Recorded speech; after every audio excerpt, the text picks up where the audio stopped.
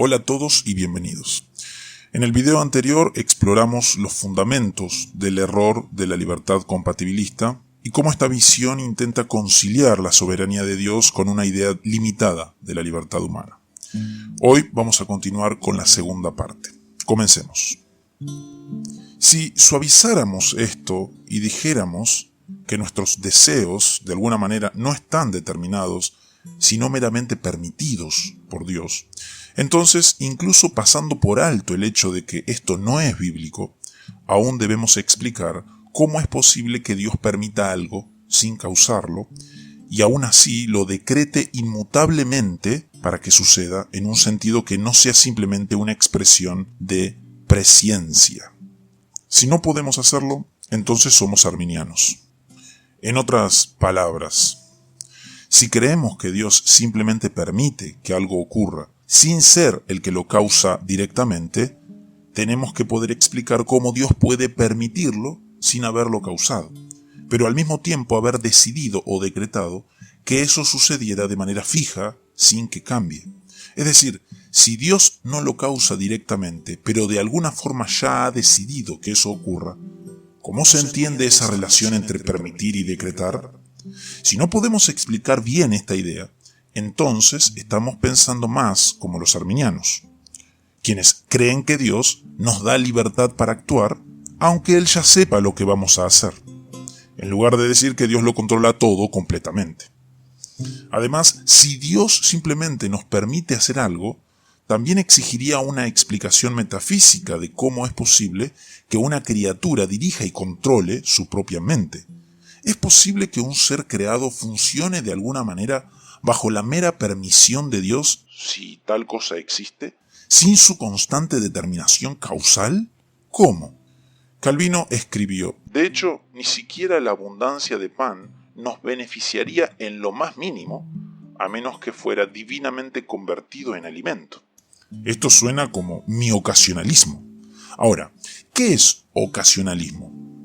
Es una doctrina que sostiene que Dios es la única causa efectiva de todo lo que ocurre en el universo y que las criaturas no tienen la capacidad de actuar por sí mismas de manera independiente.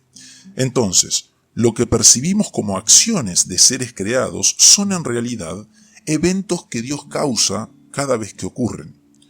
Los puntos claves del ocasionalismo son que no hay poder inherente en las cosas creadas. Por ejemplo, cuando alguien come pan y se nutre, no es el pan el que tiene el poder de nutrir por sí mismo.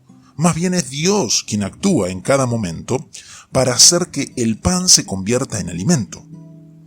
Dios está constantemente involucrado en el mundo y su intervención es necesaria para que cualquier acción o evento ocurra. Esto implica que, si Dios dejara de actuar, todo se detendría. No hay dos tipos de causación, como la natural y la sobrenatural, que operan de manera independiente. En cambio, todo evento está ligado a la voluntad y acción de Dios. Una vez entendido esto, continuamos con nuestro tema. No hay una naturaleza o poder inherente en el pan que siempre funcione con el cuerpo para proporcionar alimento, sino que debe ser divinamente convertido en alimento cada vez que se consume.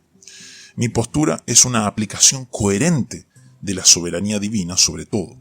Es una negación de cualquier forma de dualismo o deísmo.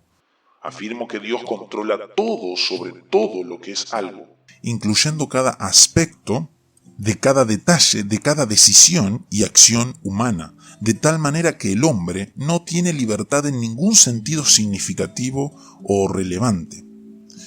La libertad libertaria es, en efecto, libertad, pero es antibíblica e imposible. No existe tal libertad.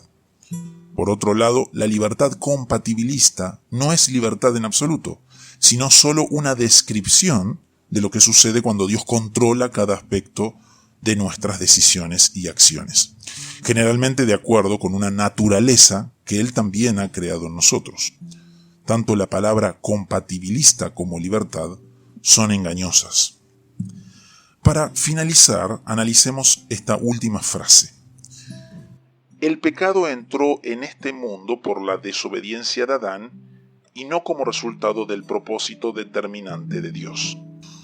Todos los cristianos deberían afirmar que el pecado vino como resultado del decreto de Dios, de modo que fue determinado, al menos en este sentido.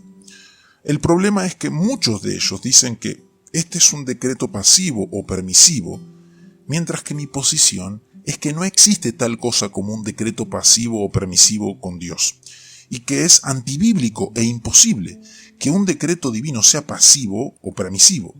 Es correcto decir que el pecado surgió a través de la desobediencia de Adán, pero ese no es el tema en debate. El tema es qué causó esa desobediencia. Decir que antes de la caída Adán tenía libre albedrío es irrelevante, a menos que por libre albedrío se entienda libertad de Dios. Si esto es lo que se quiere decir, entonces esto es paganismo, no cristianismo. Si solo se refiere a la libertad del pecado, nuevamente es irrelevante, ya que la pregunta relevante al discutir el determinismo divino es si Adán era libre de Dios para abstenerse de pecar, no si era libre del pecado para abstenerse de pecar. Gracias por acompañarme en esta segunda parte sobre el error de la libertad compatibilista. Espero que este análisis te haya ayudado a profundizar en la verdad de que nuestra libertad no se encuentra en el ejercicio autónomo de la voluntad, sino en ser redimidos por Cristo y sometidos a la soberanía perfecta de Dios. Si este contenido fue de bendición para tu vida, no olvides compartirlo para que otros puedan reflexionar sobre estas verdades. Y recuerda, solo en Cristo encontramos la verdadera libertad, porque Él nos libera del pecado y nos da una nueva vida para la gloria de Dios. Nos vemos en el próximo video.